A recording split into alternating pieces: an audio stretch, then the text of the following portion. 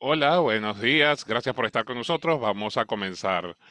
Este es un seminario web de la Red Global de Periodismo de Investigación y vamos a hablar de periodismo de investigación y amenazas digitales en las elecciones de 2024. Soy su moderador, soy Craig Silverman, reportero nacional de ProPublica, que cubre votaciones, plataformas de desinformación y otros temas.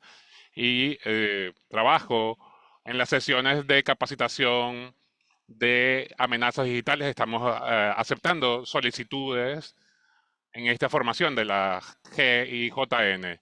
El tema de este seminario web es muy oportuno porque en el 2024 periodistas de todo el mundo han estado y estarán investigando el impacto de las crecientes amenazas digitales como la desinformación, el spyware, trolling y la violencia digital, entre otras. Aquí estamos para compartir ideas, estrategias y técnicas para la investigación, que es crítico porque hay más de 60 países que van a tener elecciones este año, lo cual es bastante importante. Tenemos expertos y líderes que van a compartir consejos para poder tomar en consideración estas campañas de desinformación y de noticias falsas.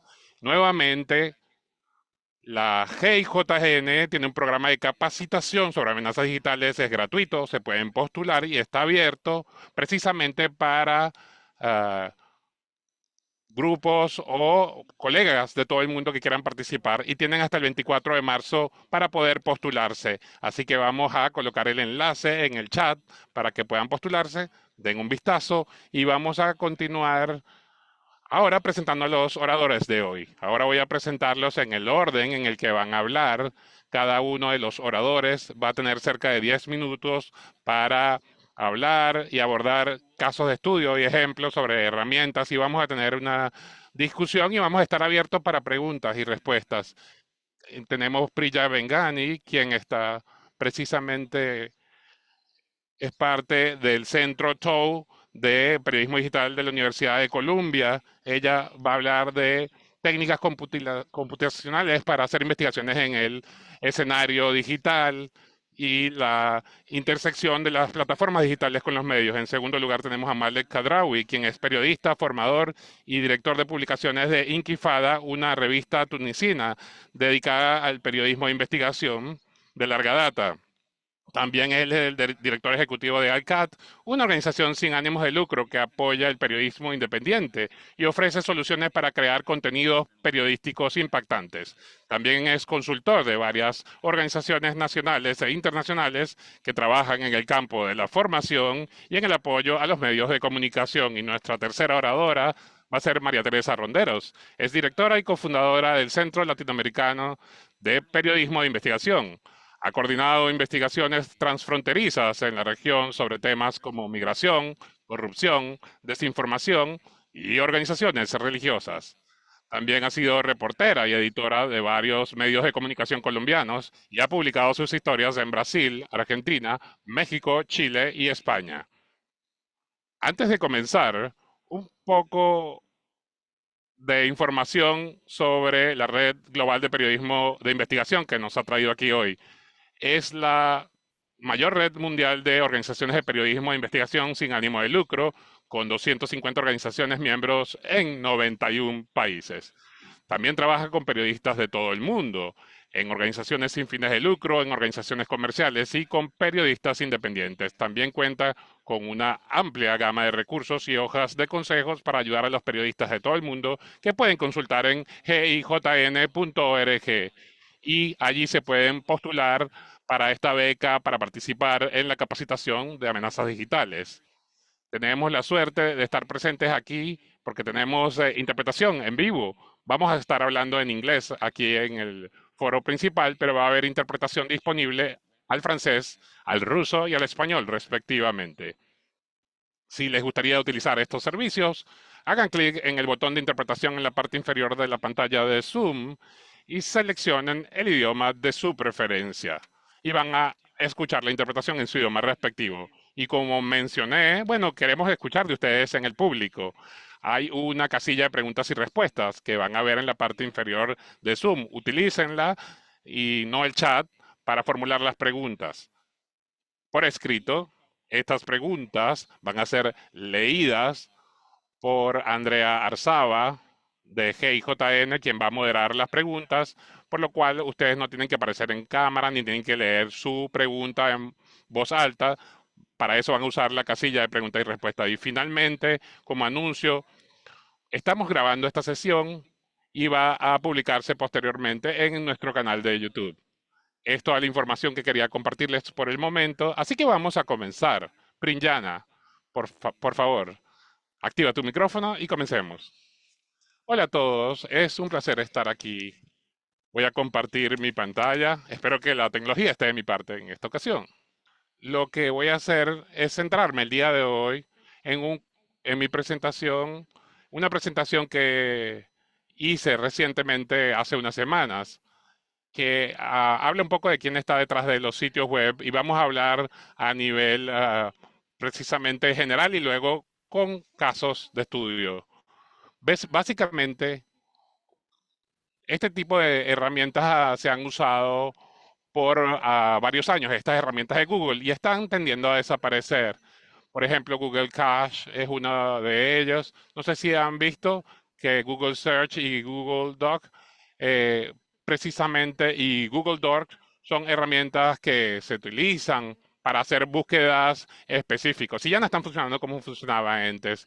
También hay una herramienta de Facebook que va a retirarse antes de las elecciones de Estados Unidos y por lo cual es muy importante hablar de estas herramientas que, por ejemplo, como somos SOM, Dinslytic, que se están retirando, que se están descontinuando.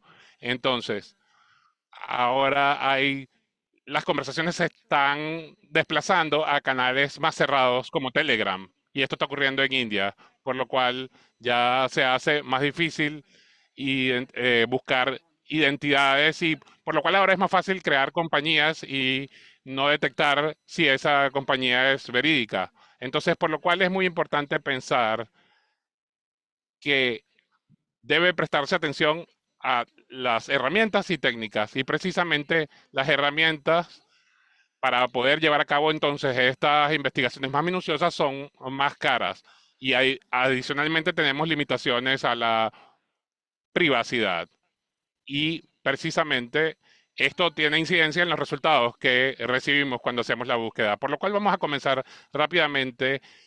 Cada investigación va a tener una modalidad técnica distinta. Vamos a tener distintos niveles en distintas investigaciones. A veces no quieres exponer, por ejemplo, tu dirección IP, por lo cual es prudente muchas veces usar un VPN, pero también es posible hacer seguimiento a pesar de que uses un VPN, te pueden rastrear. Entonces, muchas veces las herramientas pueden hacer que sea más lenta la exploración de dicho sitio web. Por lo cual, mantengan presente que cuando queremos tener mayor nivel de privacidad, es importante tomar ciertas medidas para poder protegernos. Si tenemos dudas, más bien acudan a un experto en ciberseguridad que los pueda apoyar en este sentido. Documenten todo. No voy a abordar estos puntos en detalle, pero la investigación de sitios web normalmente lleva un tiempo, así que hagan capturas de pantalla, documenten todo, hagan un seguimiento, porque quizás investigan un sitio web, pero quizás quieren volver a ese sitio web, probablemente este sitio web ha desaparecido, por lo cual hagan documentación y hagan capturas de pantalla de todo lo que hayan. Entonces, precisamente cuando uno va a un sitio web, quiere investigar varios factores, como quién, por qué, dónde, cómo. Traten de dar respuesta a estas preguntas a medida que hacen esta investigación. Precisamente ver las opciones de pago, cuáles son las políticas de privacidad.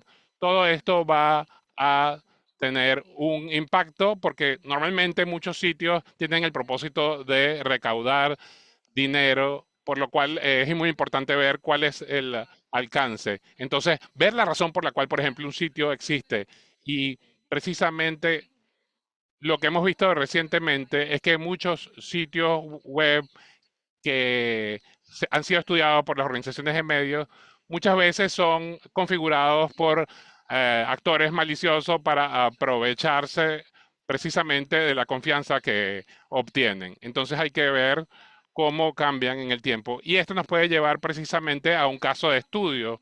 Y es algo en lo que he estado trabajando por varios años y cada año algo nuevo ocurra. Y yo precisamente tengo muchos archivos y he llevado a cabo un seguimiento minucioso, porque así pueden darse cuenta cuando buscan y encuentran algo nuevo, algo que les interesa. Entonces, precisamente las herramientas que utilicé para hacer esta investigación yo presté atención en primer lugar a lo que eran los dominios, elementos para ver los ID a través de Facebook, a través de analítica de coincidencia. Podemos utilizar distintas herramientas que tienen acceso público. Entonces, cuando tratan de ver con quién estaba trabajando este sitio web o cuáles eran sus colaboradores o sus aliados financieros, precisamente llevamos a cabo una búsqueda llamada DSNB flexible y precisamente pudimos ver en nuestra investigación que había un conjunto de sitios web y cuando prestamos atención a la sección acerca de nosotros, nos dimos cuenta de algo. Entonces, precisamente esto nos permitió deducir cuál era el propósito y lo que hice. Comencé utilizando una herramienta simple llamada búsqueda de NSDBB y entonces precisamente identifica un IP con un sitio web. Piensen entonces la relación entre un sitio web y un IP. El IP es como un número telefónico en una agenda, en un libro de direcciones. Entonces, precisamente siempre un IP está, si ustedes van a un sitio web aleatorio, hay un IP relacionado. Entonces, por ejemplo, nosotros cuando estuvimos haciendo la investigación, inmediatamente encontramos una serie de resultados interesantes utilizando esta herramienta que permite estudiar los dominios llamada DNSDB y su relación con las direcciones IP. También ya utilicé otra herramienta llamada RISC-IQ para encontrar identificadores de seguimiento de Google, de Facebook, de New Relic y pude utilizar esto para identificar distintas ideas de Google vinculadas con los sitios web. Lo que tienen que hacer entonces es encontrar dominios, encontrar todos los identificadores que están relacionados y prestar atención a cada uno de ellos individualmente. Esto les permite ver entonces la identificación del elemento que están buscando. Más recientemente, cuando precisamente esto nos permitió iniciar nuestra historia. Y recientemente vi que había una nueva cosa que no existía antes, y era alguien que se llamaba Dendal, que es una compañía de Texas. Y yo dije, ¿cuándo sucedió esto? ¿Y cómo es que uno puede confirmar que es la misma dirección? Podría ser alguien con el mismo nombre, porque uno tiene ese nombre, no quiere decir que sea la misma persona. Entonces uno ahí debe ir a medios más tradicionales para ver si es la misma dirección o no. Y lo otro es cuándo se involucró en esto. Y la única forma en que me di cuenta que era nuevo es que por las investigaciones anteriores tenía una captura de pantalla para decir aquí hay un nuevo ingreso. Entonces esto sucedió en los últimos 3, 6 o 12 meses. Y esto es solamente un ejemplo más de otra parte de esto, de un sitio web. Vi cosas que me llamaron la atención y no podía encontrar suficiente sobre los detalles ni la dirección de IP. Y entonces traté de ver, hice una búsqueda para ver qué aparecía y encontré un aviso. Y lo que vi es que estaba usando un subdominio que se llamaba Interview Desk.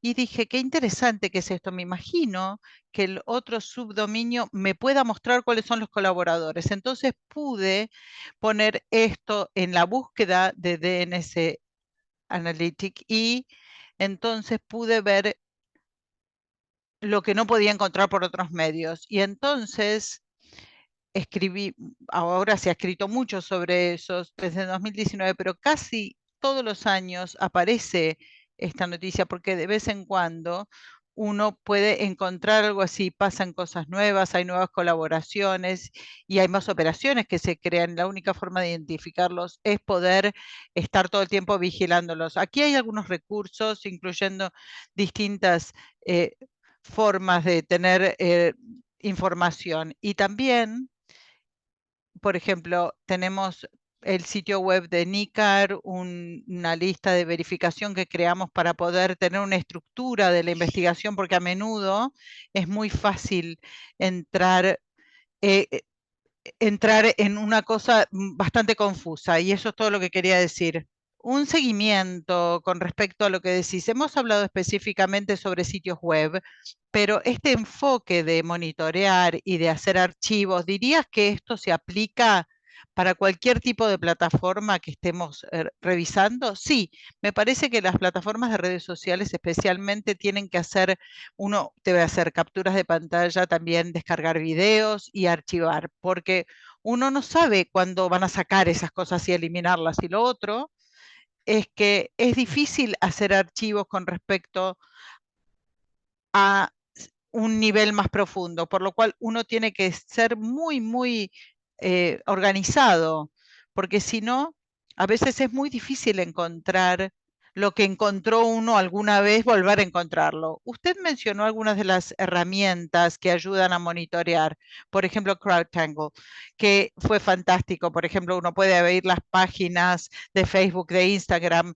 y a usted, ¿qué es lo que está haciendo usted en particular cuando está monitoreando y cuando está viendo estas páginas de Facebook? Si no está CrowdTangle, ¿qué es lo que está usando para armar las listas y hacer un seguimiento? Tengo suerte porque en academia, soy académica y entonces tengo una biblioteca de metacontenidos, pero mi experiencia con estas bibliotecas es que es incompleta con respecto a CrowdTangle y te da menos resultados. Y tampoco tiene búsquedas que sean sensibles a las localizaciones. Me parece que lo que va a ser interesante a futuro para estas investigaciones sin tener acceso a CrowdTangle, pero me parece que estamos en etapas muy tempranas y por ahora esperamos que aparezca alguna otra cosa, pero en ausencia de ello creo que va a haber mucha creatividad y espero que eso será positivo para los periodistas, para los académicos, para reunirse, para encontrar formas y aunar esfuerzos para no perder tiempo. Y creo que si no tienen una herramienta particular o específica, hay que poner las cosas en una planilla y hacer clic sobre el enlace, ¿no es cierto? Sí, absolutamente. Muchísimas gracias. Ahora tenemos la presentación de Malek. Por favor, tienes la palabra. Voy a hablar específicamente sobre Túnez. Como todos recuerden, en 2011, Túnez afrontó eh, a un dictador que llevaba el país adelante hacía 23 años y todo. Una de las personas más importantes en esta revolución, por decirlo de alguna forma, fueron las redes sociales, especialmente Facebook. Fue una herramienta que usaron los activistas y la gente que demostraba, que así protestaba en las calles, y la dictadura no pudo detener este proceso, no pudo controlar estas plataformas. Ahora han pasado 13 años desde esa fase y Facebook hoy en día sigue siendo un jugador muy importante en la escena política en Túnez, pero al mismo tiempo se ha convertido en una de las mayores amenazas con respecto a la democracia en el país, debido a todos estos nuevos grupos y compañías que están usando estas plataformas, especialmente Facebook, que es la más grande en Túnez, sigue siendo la más grande.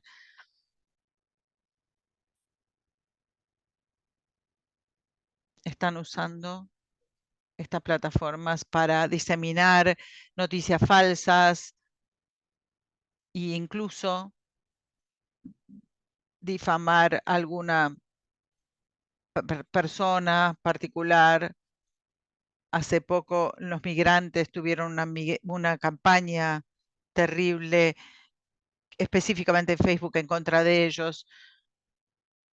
La primera vez que empezamos a fijarnos en cómo las conductas tienen un impacto sobre el debate político y cómo amenazan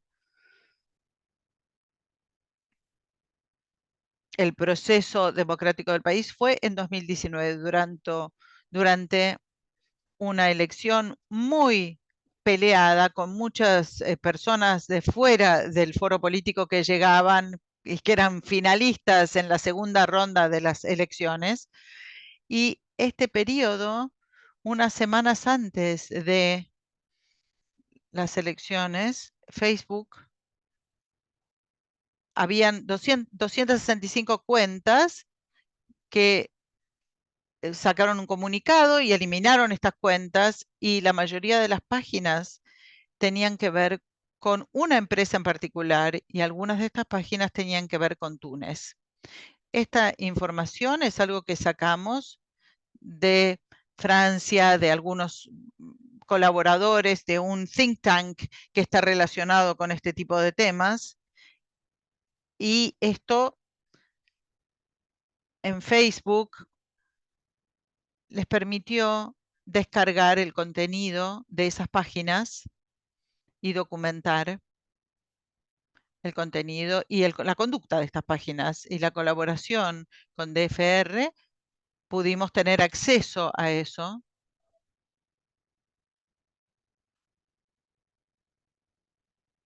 Nuestra reacción al comienzo, cuando empezamos a ver qué tipo de impacto y cuál es el alcance de este tipo de páginas. Hablo específicamente de 11 páginas que están relacionados a las elecciones en Túnez, y más de casi medio millón de seguidores y más de 7 millones de vistas de contenido. Al fijarnos más y usar información con respecto a la que estaba disponible y que tenía que ver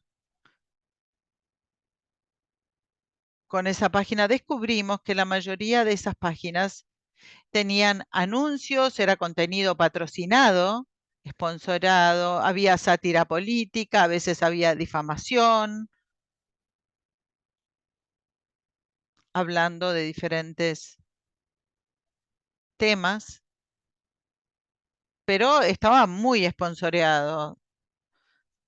Facebook no nos dio la posibilidad en Túnez de ahondar más y de ver cuánto dinero se pone en esto, quién la pone, pero por lo menos podemos saber que esas páginas están sponsoreados y cuáles son los anuncios y cuál es el sponsoreo más o menos. Y entonces tratamos de ver quiénes son las personas que estaban hablando, de qué se hablaba en estas páginas, cuáles eran los temas principales relacionados con estas páginas, y vemos que tienen que ver con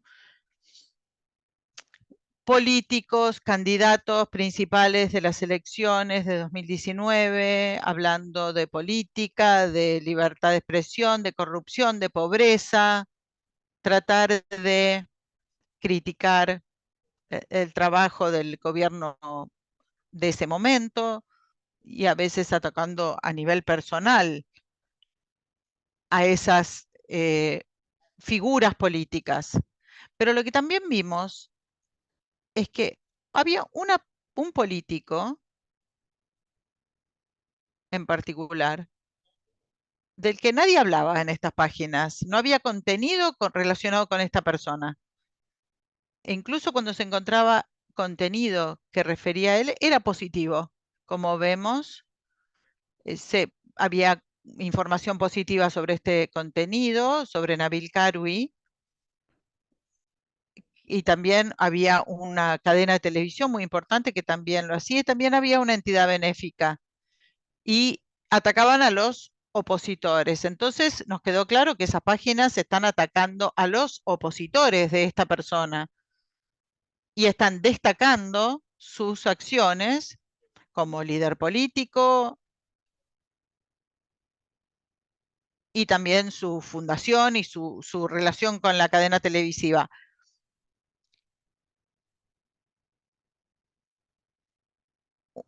Una vez que vimos esto, descubrimos que todas esas páginas estaban conectadas a una empresa en particular, el grupo Arquímedes, que es una empresa que llevan oficiales de Mossad, ex Mossad, israelí, que tienen una granja de páginas falsas, de sitios web falsos, y están metidos en muchas elecciones del mundo y se enfocan particularmente en África, y es muy clara en su presentación en el sitio web. Se cerró, enfatizo el hecho de que debemos sacar captura de pantalla de todo lo que queremos eh, investigar, porque los sitios web se eliminan, se borran. Entonces, este caso de 2019 de estas elecciones fue un disparador en Intifada para poder decir que tenemos que hacer un seguimiento de este tipo de conductas y tratar de documentar todas estas páginas que están compartiendo contenido político. Como ya se dijo antes, en las plataformas, y especialmente en Facebook, Facebook no da mucha información, cierran, sino se hace muy, muy costoso para cualquier centro investigador para poder tener esa información. Y es muy difícil para nosotros hacer el trabajo y hacer un seguimiento de este tipo de conducta o páginas que están creadas para crear este tipo de debates sobre un candidato o un partido político. Lo que comenzamos a hacer es utilizar una hoja de Excel simple, una hoja de cálculo, y colocar todos los enlaces de la página para seguir algunas etiquetas, comenzando a tratar de reconstruir un poco los elementos de esa web con respecto a las páginas prominentes que están apoyando o difundiendo bulos o noticias falsas con respecto a los oponentes, por ejemplo, al presidente actual. Fue el que ganó la elección en 2019 en contra de la persona que estaba a cargo de estas campañas en contra de él. Ahora esta persona está utilizando otra serie de factores, lo hemos descubierto. Un incidente específico sucedió el año pasado donde precisamente se llamaba a estados subsaharianos como invasores y se hablaba de planes para atacar a Túnez. Y nosotros descubrimos un conjunto de nuevas páginas y un nuevo grupo de sitios web que fueron creados para difundir estas ideas precisamente de esta persona opuesta al presidente actual, y se creó un debate y una conversación con respecto a este tema, y hubo una imposición de esta idea en el debate político, y uno veía que la mayoría de estas páginas y los administradores eran solo unos pocos que gestionaban un amplio número de páginas y grupos de Facebook. Entonces, para darles un ejemplo fehaciente de cómo estas redes funcionan, comienzan en general con la creación y la difusión de ataques, bulos, información en contra de oponentes políticos o intermediarios, o por ejemplo dirigidos contra el sistema judicial. Entonces, una semana luego de esto, el presidente simplemente tomó todas estas ideas de que los jueces son corruptos, de que deben detenerse en su corrupción, y esto causó que con base en estas conversaciones, en estos debates y gracias a esta campaña de falsas noticias, 55 jueces, 54 para ser preciso, fueron investigados y la mayoría de ellos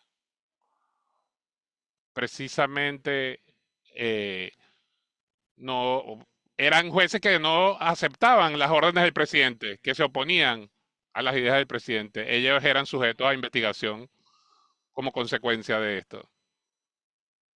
Y hubo, si se quiere, una radicalización del poder político en términos de el balance de poder en el país.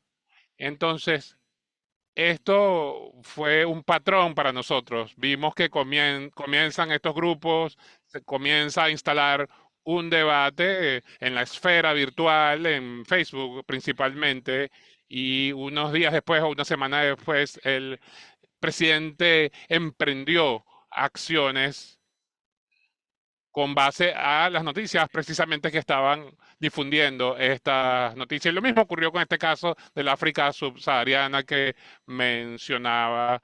Hay personas que precisamente están en la cárcel debido a esto, por lo cual podemos identificar un patrón común que se repite continuamente.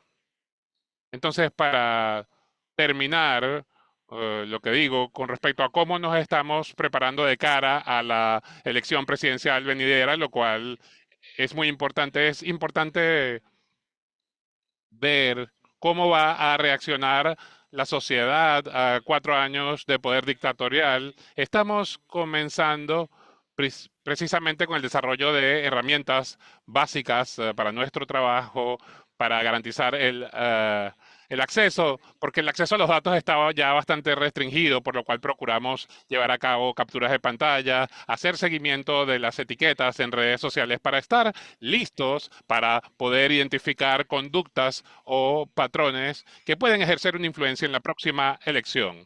Creo que desde el punto de vista de Túnez es lo que quería compartir. Gracias, Malek. Para hacer seguimiento a lo que estabas mencionando, obviamente pudieron identificar estas nuevas redes asociadas al presidente. Y tengo curiosidad, ¿cómo pudiste ver estos grupos y estas páginas y los asociaste a esta nueva operación? ¿Cómo actuaste? ¿Qué hiciste para poder encontrarlos en primer lugar? Bueno, es un método que se basa en estar presente en las redes sociales, haciendo seguimiento a todas las etiquetas que se usan. Estamos viendo, por ejemplo, estas etiquetas que están asociadas favorablemente al presidente y algunas de estas etiquetas y qué tipo de páginas están usando estas etiquetas. Y ahí podemos identificar patrones comunes, vemos elementos comunes y en qué se están centrando. Y haciendo seguimiento de esto, pudimos descubrir nuevas páginas y tratamos de hacer seguimiento de los enlaces y precisamente vaciamos esta información en la hoja de cálculo y la lista va creciendo continuamente a medida que uno comienza a conectar elementos. Formidable. Gracias con la presentación, la previa, precisamente se hablaba de los técnicos, de los métodos técnicos para poder enlazar sitios web, pero Malek ya está hablando de contenido, de etiquetas, acerca de temas, por lo cual estas son algunas de las opciones que tienen ustedes para poder hacer seguimiento, para poder enlazar elementos y van a terminar como Malek con una hoja de cálculo llena de información que va creciendo con el tiempo. Es interesante precisamente ver la relación entre las campañas digitales y el rol del gobierno en promover temas para discusión a su conveniencia. Por lo cual, bueno, María Teresa, ahora vamos a escucharte con tu presentación. María, por favor, tienes la palabra. ¿Me pueden escuchar ahora? Muy bien. Lo que me gustaría compartir con ustedes es un proyecto que llevamos a cabo el año pasado, se llama Mercenarios Digitales y como pueden ver, tengo toda la lista de participantes y eran medios de toda América Latina y también laboratorios digitales como el DRF Lab, Laboratorio Ciudadano de Honduras y otros laboratorios digitales que están llevando a cabo investigaciones con respecto a conductas no auténticas. Ahora voy a explicar cómo llevamos a cabo la investigación, porque había muchas personas investigando de forma simultánea, no voy a entrar en detalles, pero lo que quería compartirles es qué hicimos desde el punto de vista digital, pero al mismo tiempo qué hicimos desde el punto de vista del trabajo reporteril tradicional. Desde el punto de vista digital, comenzamos a analizar todos los datos públicos, los informes sobre conductas no auténticas en Facebook, informes de Stanford.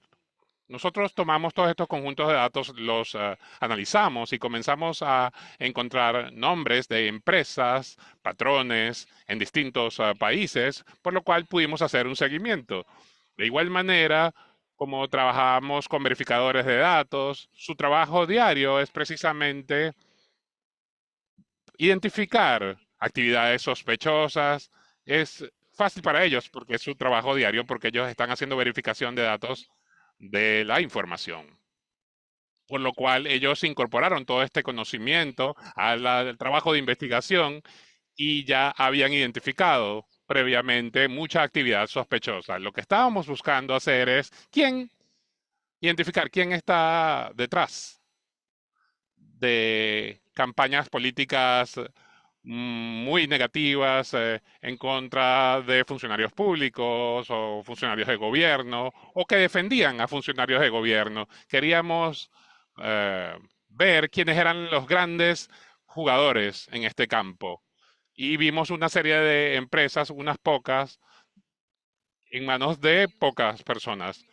Hicimos uso de herramientas de escucha en las redes sociales como las que se han mencionado y como Brand 24 y Meltwater y llevamos a cabo un seguimiento de la huella digital utilizando el seguimiento de dominios, Google Analytics y con base en esto nosotros precisamente construimos o desarrollamos esta base de datos amplia u hoja de cálculo e identificamos personas y empresas en distintos países y nos dimos cuenta de que de que había precisamente, bueno, teníamos una reunión física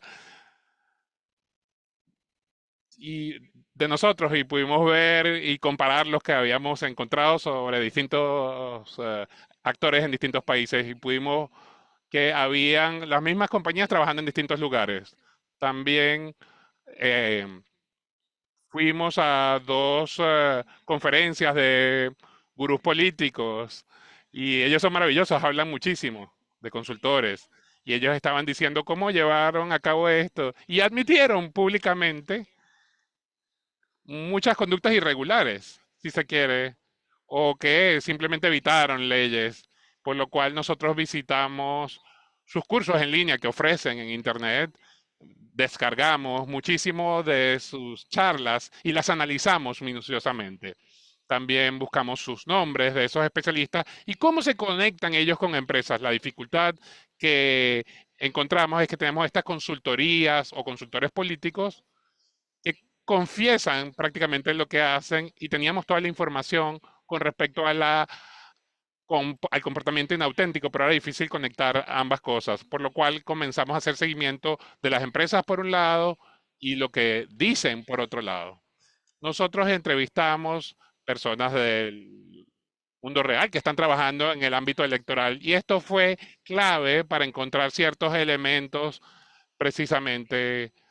Por ejemplo, hubo gente que fueron desertores porque los trataron mal, gente que trabajaba para campañas, gente que trabajaba en estos centros donde contratan a mucha gente para hacer eso y ellos hablaron mucho con nosotros en Honduras, por ejemplo, tuvimos una persona que explicó minuciosamente cómo funcionaba todo el sistema. Y por supuesto llevamos a cabo trabajo reporteril tradicional, personas investigando empresas, sus trayectorias, y encontramos mucha información. Y a partir de eso pudimos encontrar estos elementos básicos. Una de las herramientas que usamos fue Clips Nina, es una herramienta que desarrollamos en Clips, que, que es cuando buscas una empresa allí,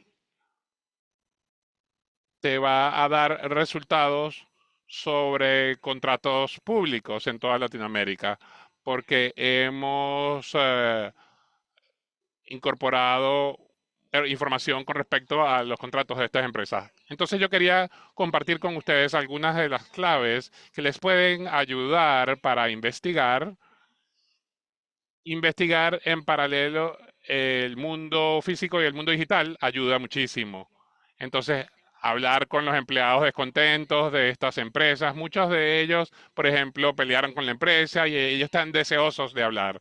Encontrar quiénes son los que se benefician realmente en esas empresas.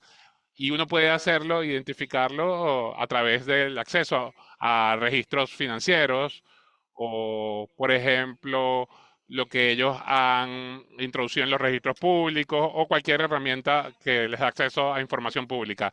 Los contratos de adquisición pública es una buena metodología para poder encontrar información. Encontramos mucha información con respecto a contratos de adquisición pública con empresas que eran partes de este ecosistema.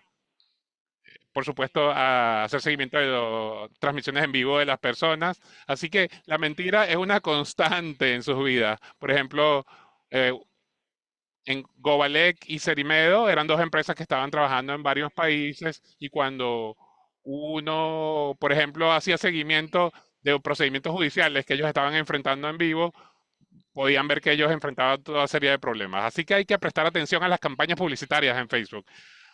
Muchas veces estas campañas nos permiten encontrar información valiosa y también pueden ver cuánto dinero ellos gastan en su inversión publicitaria en Facebook y cuánto han declarado que han utilizado en sus campañas y muchas veces ustedes pueden precisamente ver la coincidencia ahí. Los asesores políticos hablan muchísimo, así que algunas veces hablar con ustedes con ellos a través de uno de esos reporteros en las conferencias, ellos son muy dados a hablar. Y por supuesto, vincular el trabajo de reportería tradicional con el trabajo digital. También encontramos 7 empresas que distribuían desinformación política masiva a favor de sus clientes. Algunos eran candidatos, algunos eran gobiernos.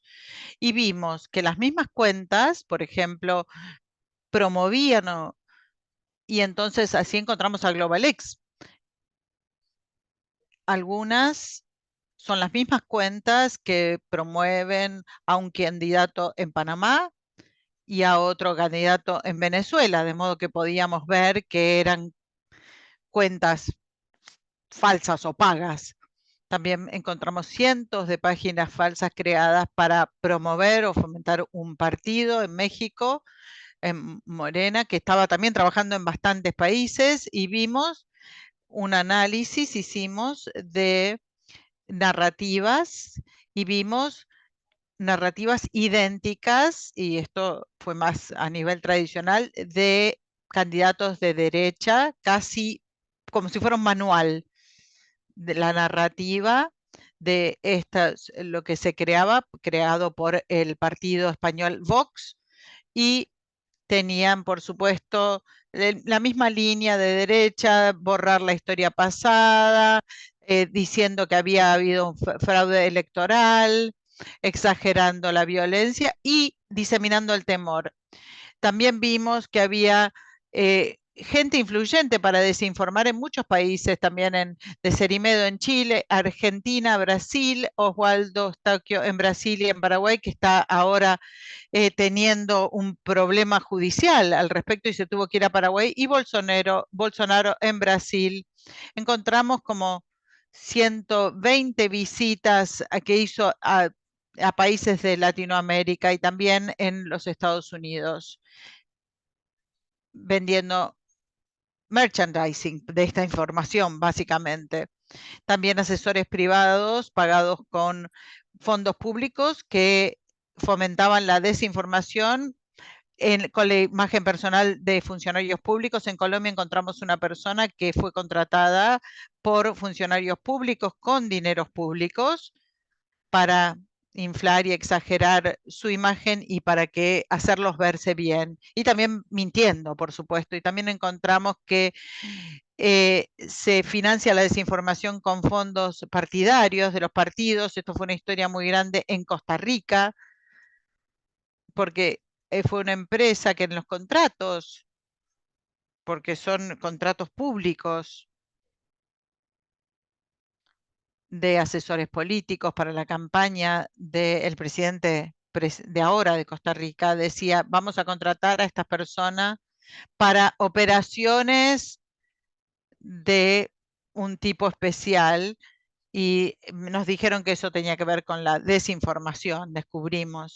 Encontramos que había una app de servicio público que se usaba para recolectar datos de los votantes, de los electores en Venezuela. También vimos que había perfiles que habían sido eliminadas por Facebook, que se habían eliminado y que volvían a aparecer, incluso con los mismos nombres, a veces con nombres diferentes en Nicaragua.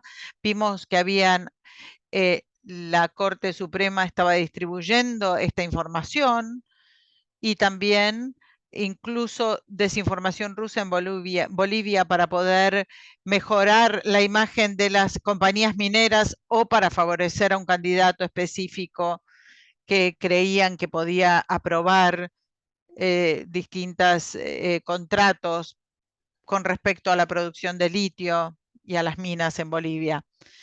Ese es el tipo de cosas que hemos descubierto y el tipo de cosas que les darán una idea de dónde hay que mirar, ¿no? Increíble.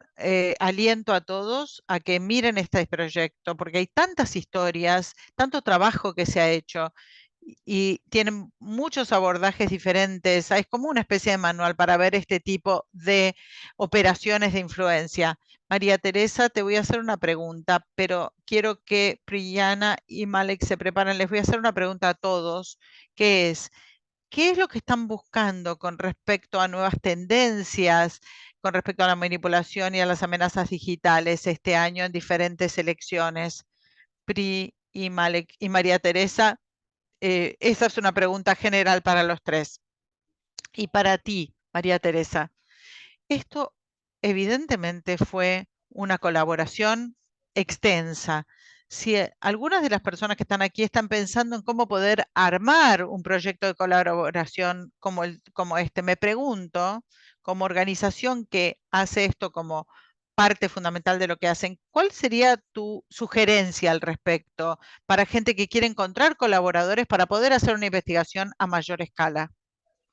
Bueno, me parece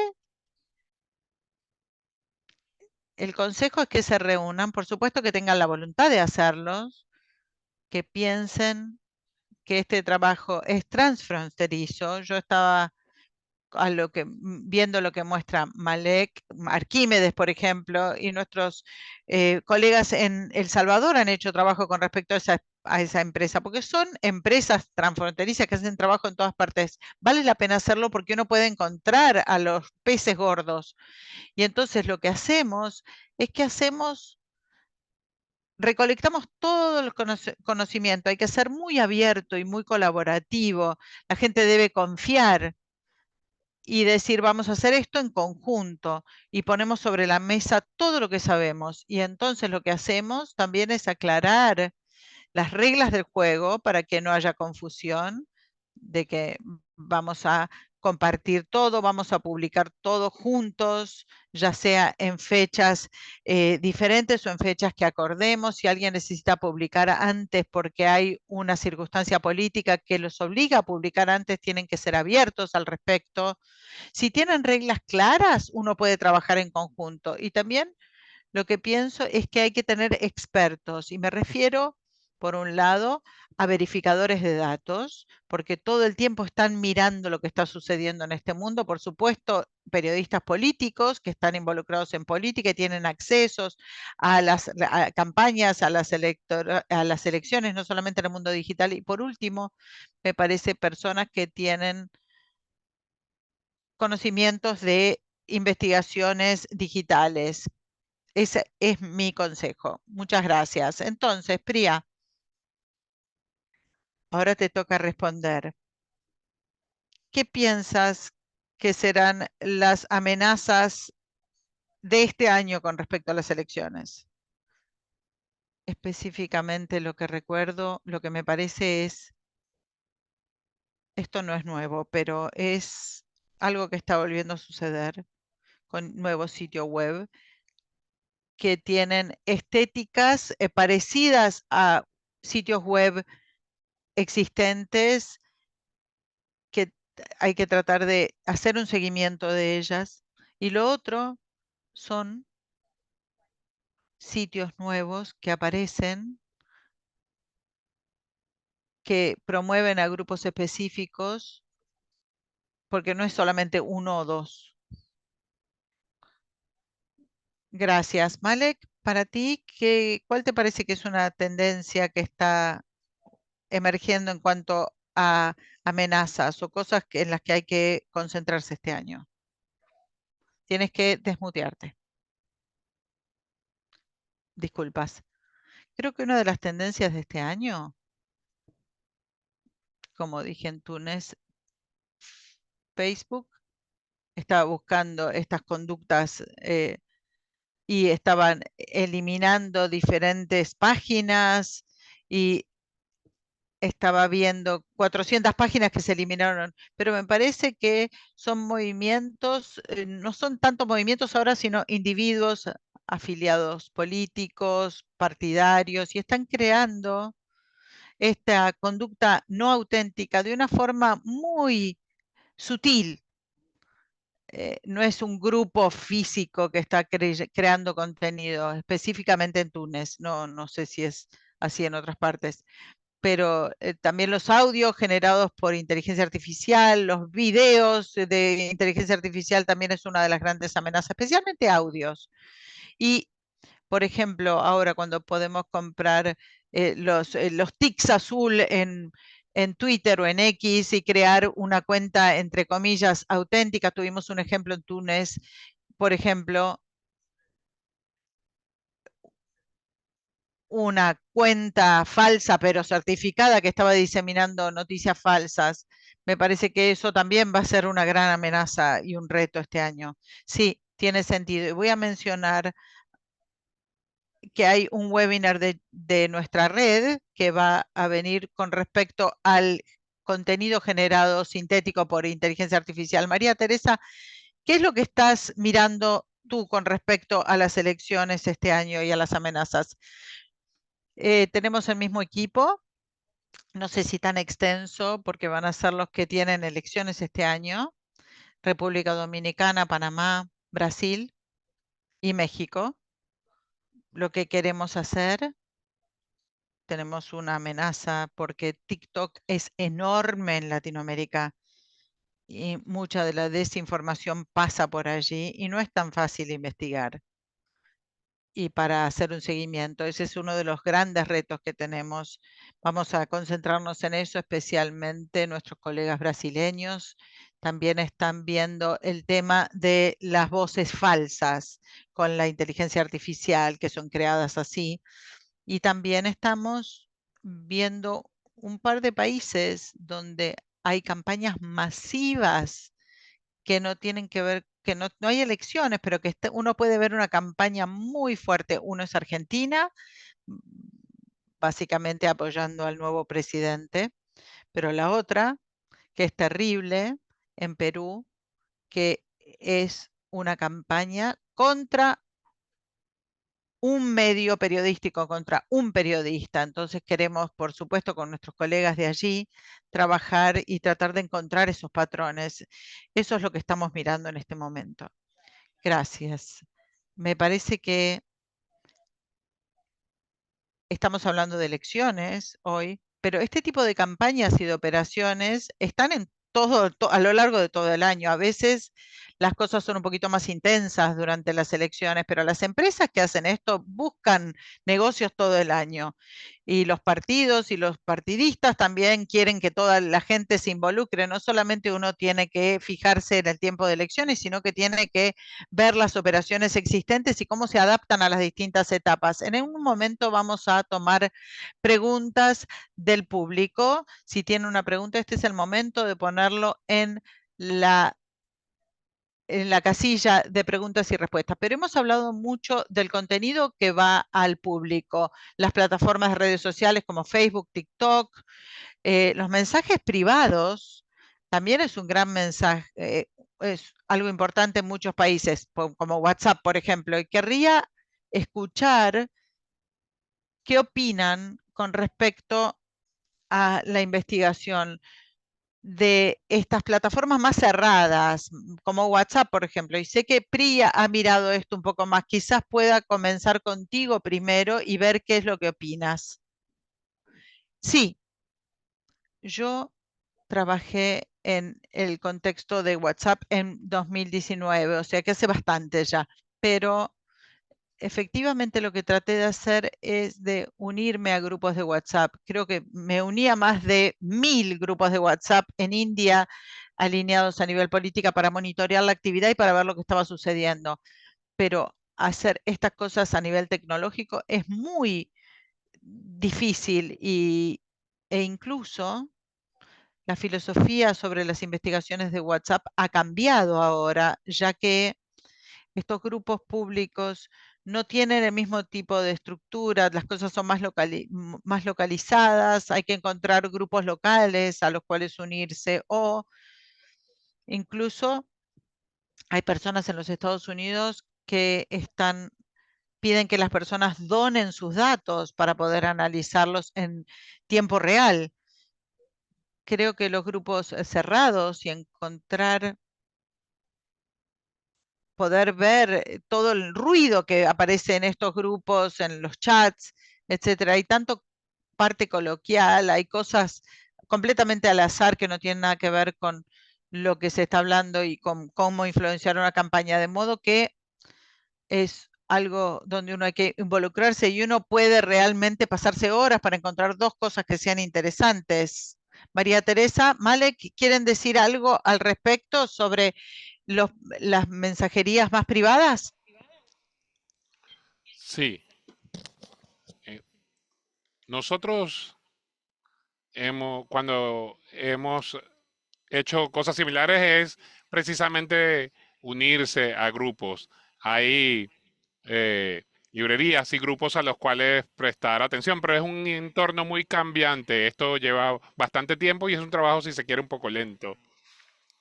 Yo creo que no hay otra solución que hacerlo de esa manera, unirse a distintos grupos. También pueden ver algunas de las páginas o grupos en Facebook que comparten, por ejemplo, un número de WhatsApp o un enlace a un grupo de WhatsApp. Y ese puede ser un buen enlace para seguir estos grupos. Por supuesto, unirse a todos los grupos sugeridos. Esa es una buena metodología. Sí, hacerlo como un seguimiento separado, porque si no puede ser una pesadilla en términos de seguimiento. Nosotros encontramos algo muy útil. Por ejemplo, cuando estamos haciendo seguimiento de los migrantes, los grupos de WhatsApp han sido una herramienta donde se ofrecen servicios a los migrantes.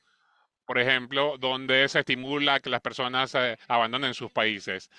Y en ese entorno es un poco más fácil porque hay tanta publicidad, si se quiere, que te puedes unir a estos grupos como si fueses otro migrante para ver cuáles son las conversaciones, de qué están hablando. Disculpen, quisiera agregar a lo que dice María lo siguiente, que es, por favor, utilicen otro, otro teléfono para que no los detecten, porque si no, algunos de los miembros pueden terminar reportándolo. Así que no usen un número personal para estos fines. Creo que tenemos varias preguntas con respecto a la seguridad digital en la casilla de preguntas y respuestas, pero definitivamente hay que pensar en esto. En la presentación precisamente se hablaba del uso de las VPN, pero si ustedes se están uniendo a un grupo de WhatsApp o Telegram, su número de teléfono es visible en esos casos para las personas que están manejando estos grupos, por lo cual hay que tomar esto en consideración y es muy importante pensar en tener un teléfono específico para unirse a esos grupos, distinto al personal. Gracias por las presentaciones y por nuestra discusión inicial. Ahora voy a darle la palabra a Andrea Arzaba de la GIJN. Tenemos varias preguntas que se van a abordar de parte del público, por lo cual ella ahora va a leer parte de esas preguntas para que los miembros del panel puedan responderlo. Todavía tenemos tiempo para dar respuesta a parte de esas preguntas. Gracias, Greg. Gracias, Brianna, María Teresa, por las presentaciones formidables. Y voy a leer parte de las preguntas. Voy a leer tres y después tres. Y ustedes tienen muchísima experiencia para compartir con nuestro público, lo cual es muy útil. Así que voy a comenzar con las herramientas. Las personas están preguntando, bueno, archivar es importante, pero es difícil archivar, por ejemplo, las publicaciones en redes sociales, porque muchas veces se borran. Pueden compartir herramientas técnicas. Esa sería la primera pregunta. Y la segunda pregunta es, ¿qué herramientas ustedes recomiendan para el monitoreo de redes sociales, eh, especialmente cuando herramientas como TweetDeck están desapareciendo? Tienen algunos comentarios. Y la tercera pregunta es la siguiente.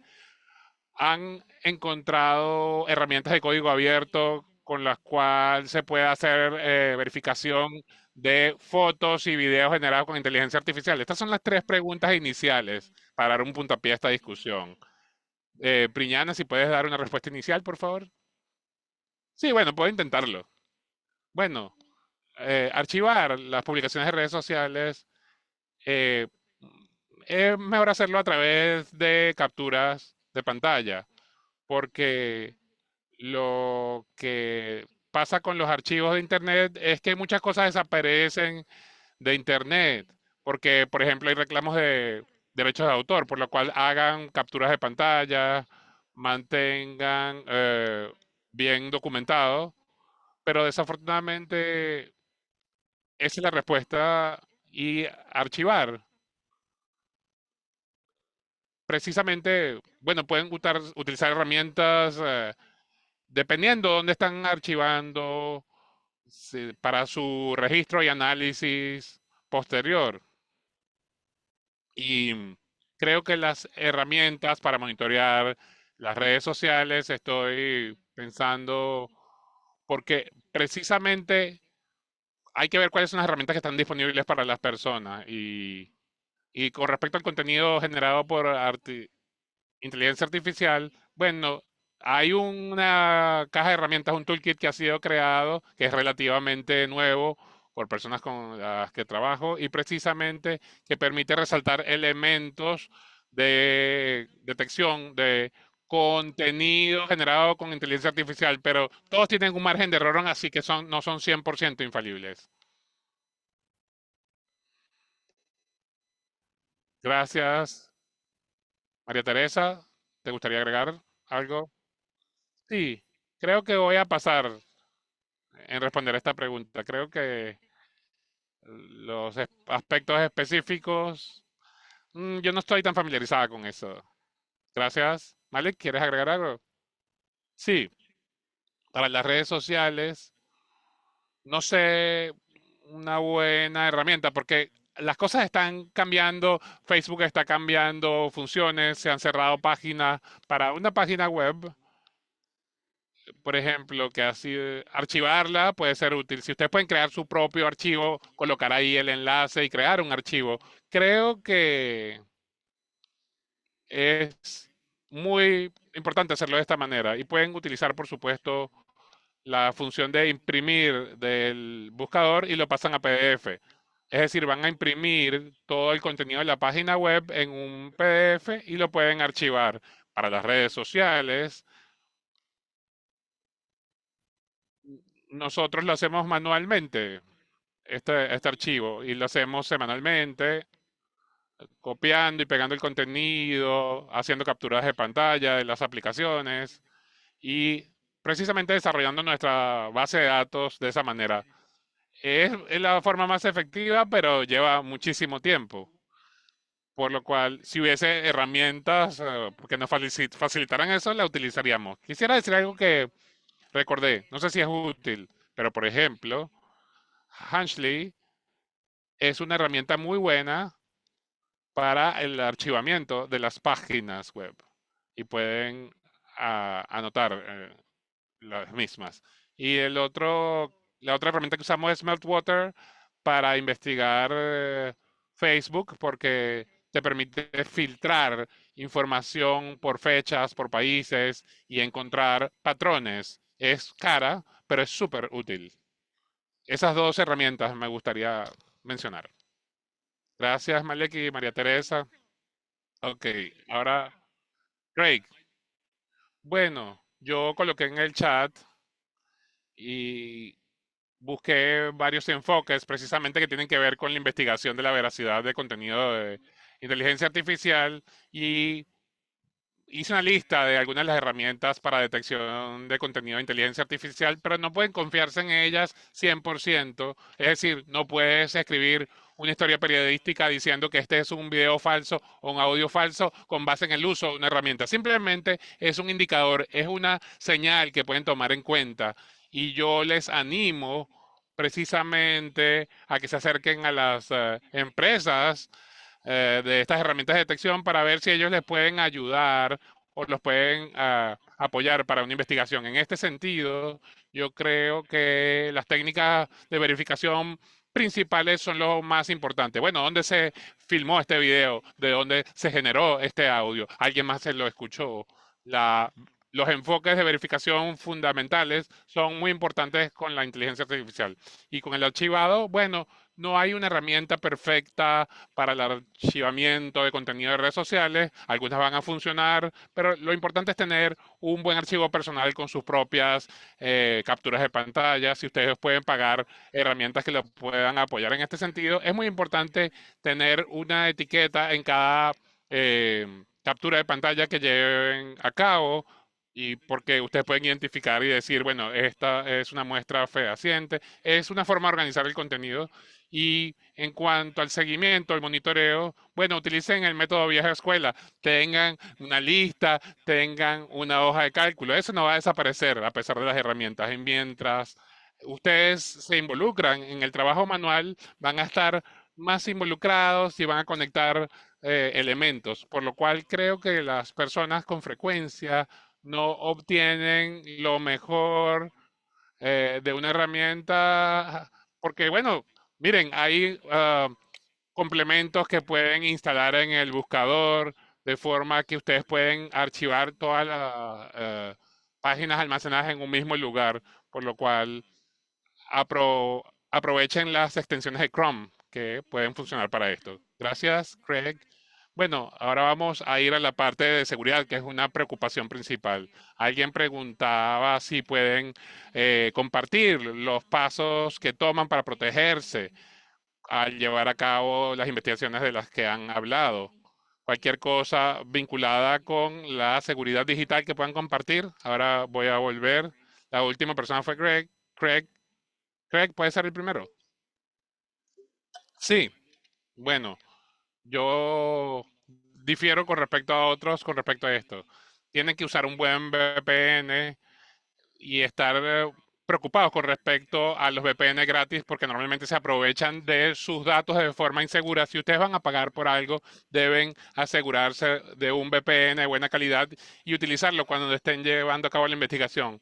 Ustedes se van a sorprender cuán fácil es poder identificar su firma personal según la computadora que usan y el IP que tienen. Si están trabajando en entornos autoritarios o muy sensibles, deben tomar en consideración estos aspectos. Yo también haría cosas básicas de igual manera, googlear su propio nombre, su propia dirección, sus propios detalles personales, ver cuánta información de ustedes está allá afuera que puede ser usada para ubicarlos y hacer lo mejor posible para limitar el acceso a sus datos personales.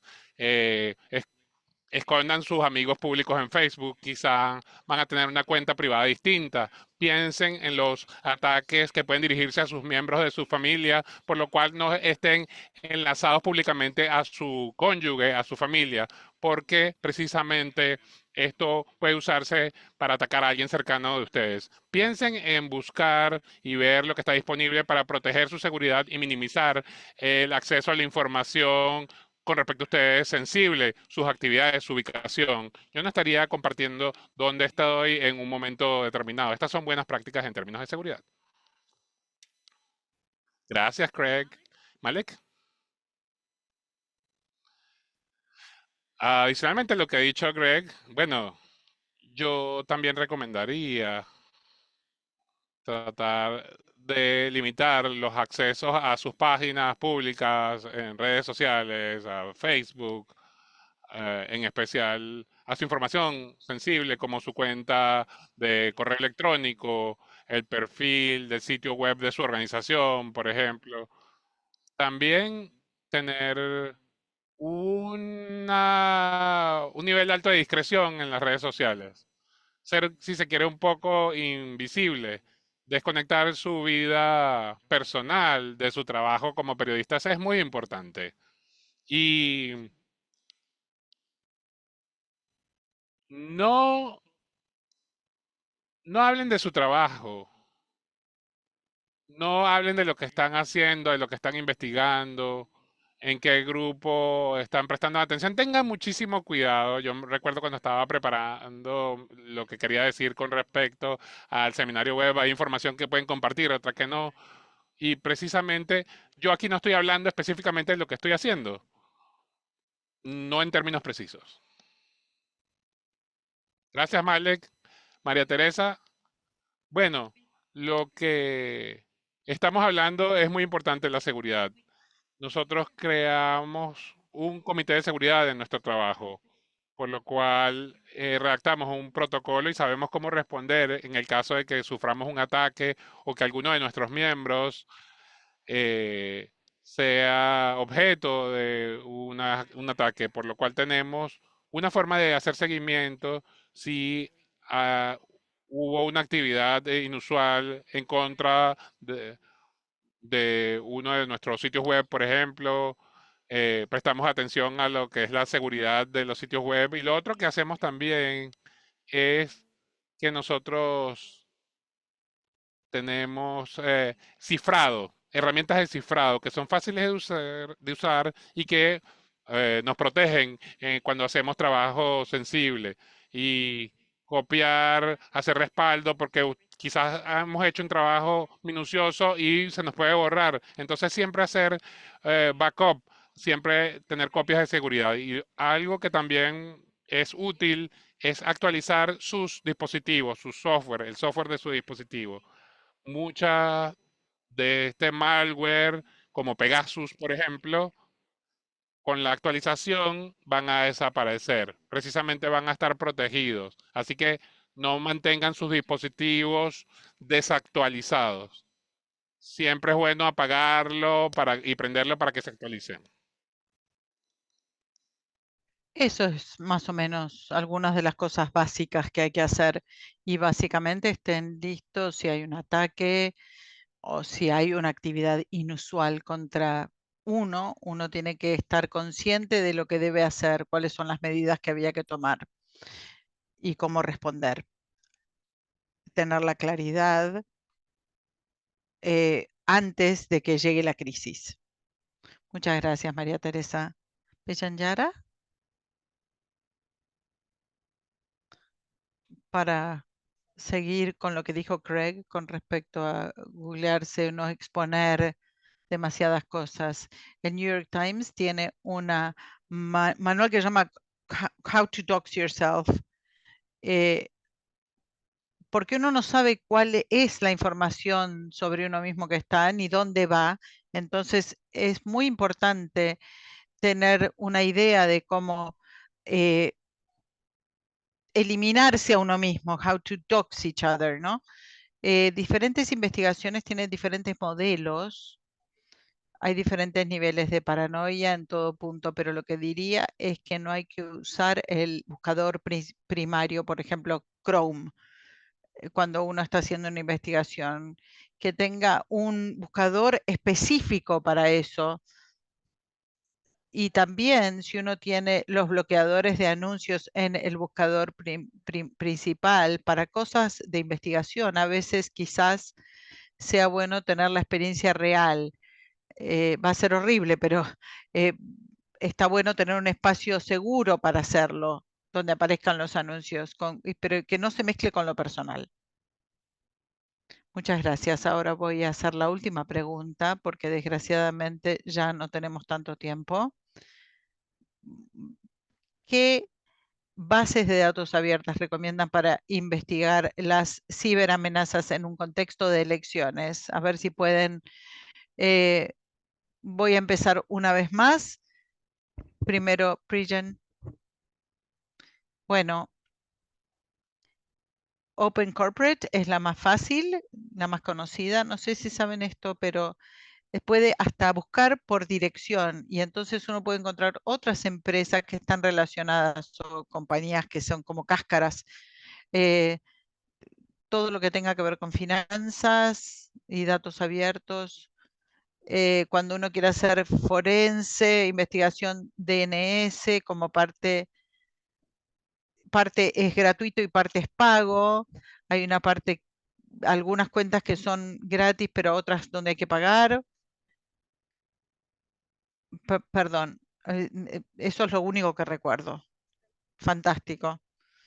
María Teresa, pueden usar, por ejemplo, el registro abierto de cada país, que en general están abiertos. También si hay un informe jurídico sobre una persona, por ejemplo, a nivel local hay, por supuesto, recursos de datos abiertos de los tribunales, etcétera. Me parece que eso, por supuesto que usamos Nina mucho y también el OCC-RP, que es muy bueno para poder hacer un seguimiento de las personas y de las empresas.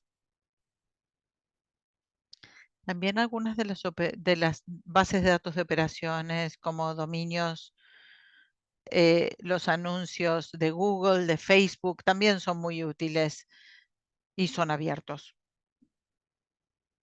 Muchas gracias, María Teresa. Antes de ir a Malek, alguien preguntó si Nina es un repositorio público. Sí, sí, lo estamos desarrollando, pero vamos a dar acceso, si es para Latinoamérica solamente, pero sí, gracias. Malek,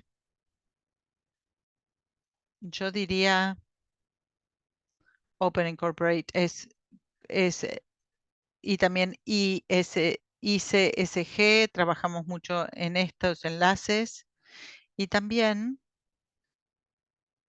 nos puede permitir tener una conexión entre las personalidades políticas y los hombres de negocios o las personas de negocios.